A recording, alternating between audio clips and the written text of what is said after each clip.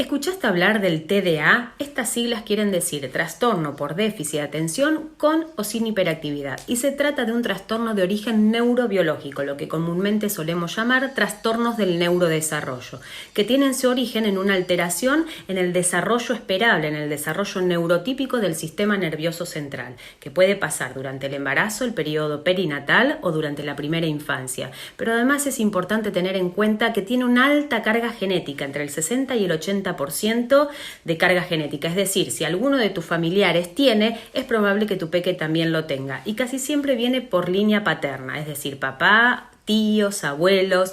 Si han tenido, es muy probable que tu peque también lo tenga. En el transcurso de estos días vamos a ir nombrando los tipos, cómo es el diagnóstico, cómo es el tratamiento, así que estar atentos.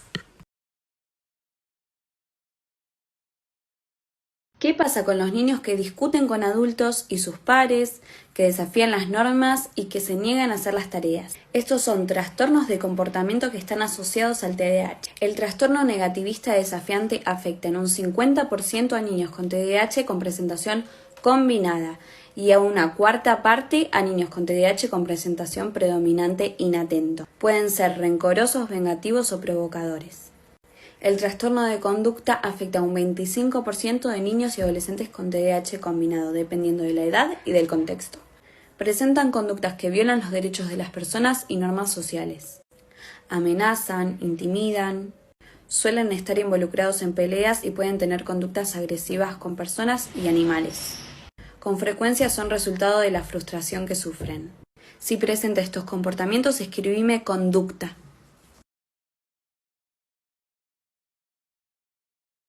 Hoy vamos a hablar del trastorno oposicionista desafiante, el famoso TOD, no sé si lo conocen, pero algunos peques lo padecen y se caracteriza principalmente por patrones de conducta continuos desafiantes, desobedientes y hostiles hacia las figuras de autoridad, sea en el contexto en el que se desarrollen, y obviamente eso los perjudica a nivel de habilidades sociales. Además, estas conductas no son tan esperables en la primera infancia, ¿sí? Entonces, algunas características de estos peques es que pierden la calma con facilidad, se irritan con mucha frecuencia, como que les decís algo y explotan, ¿no? Quieren hacer lo que quieren en el momento que desean, suelen echarle la culpa a otros sobre sus propias acciones, pueden ser vengativos en ocasiones. Entonces, si tu peque está pasando por alguna de estas circunstancias de manera continua, es hora de consultar con un psicólogo infantil. Ya vamos a ver algunas estrategias para poder implementar también. El trastorno negativista desafiante en la infancia se caracteriza por un patrón de enfado, irritabilidad, discusiones, actitud desafiante o vengativa que dura por lo menos 6 meses y que se manifiesta durante la interacción por lo menos con una persona que no sea un hermano. El DSM-5 agrupa 3 categorías de síntomas que son las siguientes. Número 1. Enfado, irritabilidad, es decir, el niño a menudo pierde la calma, a menudo está muy susceptible o se molesta con muchísima facilidad, a menudo está muy enfadado y muy resentido. Número 2. Discusiones, actitud desafiante, es decir, el niño constantemente desafía a la autoridad y a los adultos. Molesta a otros niños o a sus hermanos, por ejemplo, a propósito y luego niega lo que hizo y le echa la culpa a otra persona. Y número 3, vengativo. Ha sido rencoroso o vengativo por lo menos 2 veces en los últimos 6 meses.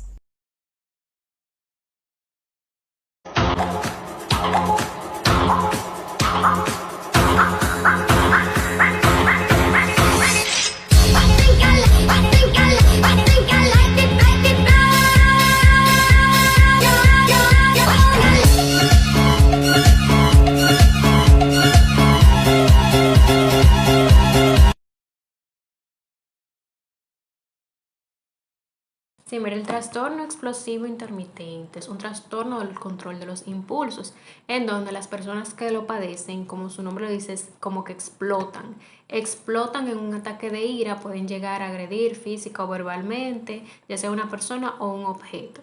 Y esta reacción que van a tener ante ese estímulo que se le hizo va a ser muchísimo más grande o exagerada a lo que está pasando realmente.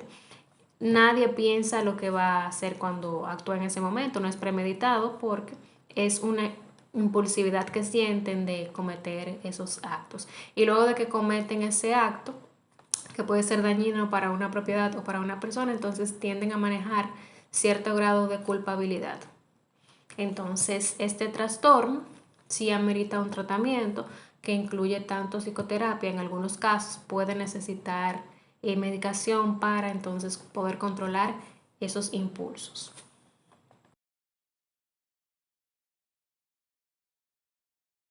Existen 9 criterios diagnósticos para el trastorno límite de la personalidad o borderline, y la presencia de 5 o más de estos que te voy a decir a continuación pudieran indicar la existencia del TLP. 1. Esfuerzos frenéticos para evitar el abandono real o imaginario. 2. Patrón en las relaciones que es constantemente inestable e intenso y que se caracteriza por alternarse entre la idealización o la devaluación. 3. Alteración de la identidad, que tiene que ver con la autoimagen o la percepción individual muy inconsistente e inestable. 4. Impulsividad o conductas impulsivas que son potencialmente dañinas, como consumo de sustancias, conducción temeraria, gastos excesivos, conductas sexuales casuales, atracones de comida, y esto tiene que ser muy dañino para la persona. 5. Comportamientos intensos o amenazas que se relacionan también con las que se llama comportamiento de automutilación. 6. Inestabilidad afectiva debido a una reactividad en el estado de ánimo, y esto tiene que ver con esta montaña rusa emocional. Puede haber episodios de disforia, irritabilidad, ansiedad, miedo, tristeza, angustia, o a lo mejor incluso una felicidad explosiva, y todo esto dura al cabo de unas horas, raramente un día o más. Es algo que está muy fluctuante. 7. Sentimientos crónicos de vacío, muy relacionado con la soledad que se siente de forma interna. 8. Ira inapropiada o intensa y dificultades para controlarla. Y esto tiene que ver con conflictos constantes, a lo mejor estar todo el tiempo de mal genio, establecer peleas físicas o golpear cosas. Y 9. Ideación paranoide transitoria, que tiene que ver con picos de estrés, y también se pueden dar síntomas disociativos graves. Ahora, lo que es importante mencionar es que no solamente si te identificas con estos síntomas, señales o criterios, quiere decir que tengas TLP. El diagnóstico se hace mediante una entrevista clínica profunda. También puede haber algunos test que puedan servir para ir identificando patrones de comportamiento, y generalmente estos se utilizan para saber cuál es la mejor forma de tratamiento. Ahora, si tú te identificas o crees que tienes este diagnóstico, coméntaselo directamente a tu psicoterapeuta o a tu psiquiatra o a quien te esté atendiendo y dile: me identifico con esto y me gustaría que pudiéramos indagar acerca de un diagnóstico. Este diagnóstico requiere mucha pericia, mucha indagación y mucha información y experiencia por parte de los profesionales de la salud mental.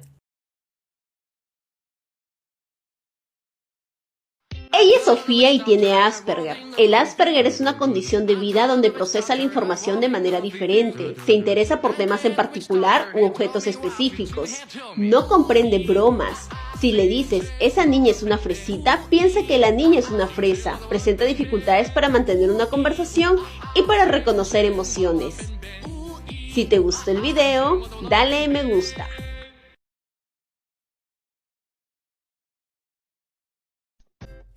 Hola, ¿cómo están? Bienvenidos nuevamente con ustedes. Somos Pediatría Integral.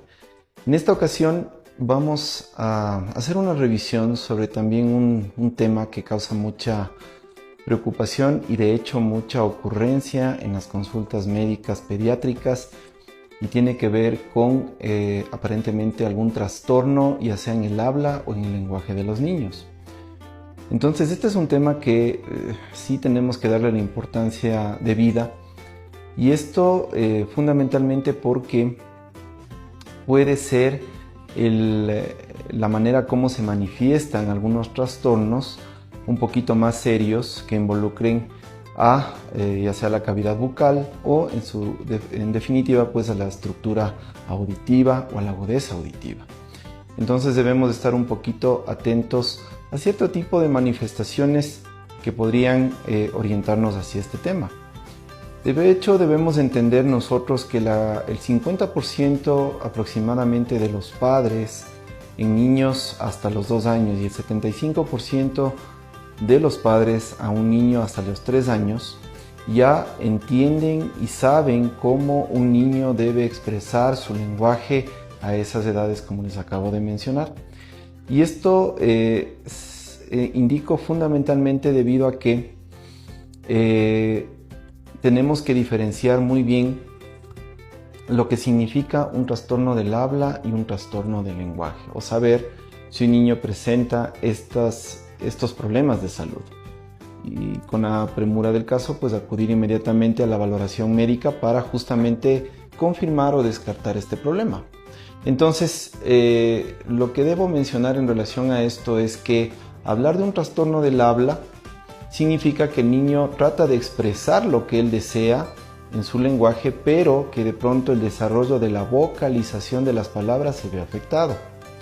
Cuando hablamos de un trastorno del lenguaje, en cambio el niño tiene ya una formación adecuada en cuanto a la vocalización de las palabras, pero no hace la unión, las oraciones necesarias, o no tiene la manera como expresar lo que él desea mediante una expresión, mediante una conversación. Y nosotros como cuidadores muchas veces no podemos entender lo que el niño nos quiere indicar o cuál es su deseo, qué es lo que nos quiere expresar en definitiva. Con esto de antecedente, indicar que el desarrollo del lenguaje va en un proceso evolutivo del niño desde los primeros meses de vida, en definitiva, cumpliendo algunos hitos que se van a ir conformando hasta que llegue aproximadamente hacia los 4 años, 5 años de edad, donde ya el niño prácticamente tiene su lenguaje y su habla completamente desarrollados. Pero existen algunos trastornos que pueden estar interfiriendo en el correcto desarrollo del lenguaje, como pueden ser, por ejemplo, sobre todo trastornos en la cavidad bucal, algún trastorno en el paladar, la presencia del frenillo lingual, entonces que muchas veces hace que la articulación de las palabras no sea la adecuada y que muchos de los niños tengan este problema. Y si es que nosotros notamos o percibimos que el niño no reacciona ante eventos sonoros fuertes, o definitivamente el momento en que él expresa el lenguaje lo hace de una manera completamente inentendible, entonces es un signo de alerta y debe acudir inmediatamente a una valoración médica, pues puede tratarse de un tema más serio. Entonces, con esto quería dejar en ustedes esta información de una evaluación médica oportuna ante el desarrollo del lenguaje. Puede ser definitivo el detectar un trastorno de la audición o del lenguaje más serio que revista una atención inmediata y de esta manera lograr que el niño llegue a cumplir sus hitos en el desarrollo del lenguaje y del habla de una manera correcta. Espero que esta información haya sido de utilidad. No se olviden, somos Pediatría Integral, estamos a las órdenes para ayudarles con cualquier duda o pregunta y los contactos pues en las redes sociales para, si es que es el caso, pues requieran una cita médica pediátrica hacia sus niños. Espero estén muy bien. Estamos hasta una próxima oportunidad con ustedes. Cuídense mucho, que les vaya muy bien a todos. Hasta luego. Trastornos del habla.